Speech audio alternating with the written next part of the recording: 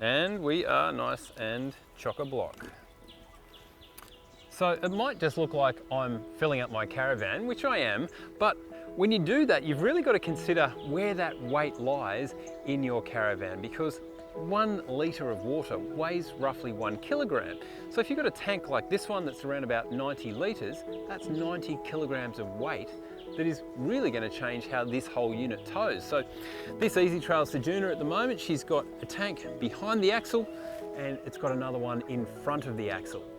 If we were to play around with this and say, for example, leave the rear one full and the front one empty, that is going to change the ball weight of our caravan, and it's going to change the towing characteristics significantly.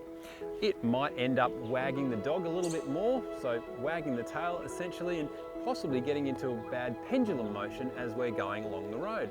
So another idea might be to actually drain those 2 tanks equally so we don't change those characteristics. But it's not quite as simple as that. If, for example, I've got those front storage boxes really heavily laden, well, I might be able to get away with having a full tank in the back. Likewise, if I want to put a little bit more weight on the ball, then I might just want to keep that front tank nice and full and empty the rear one first. It really does depend on your tow vehicle, your towing weights, and also the balance of that vehicle on the road, and simply how it feels to tow.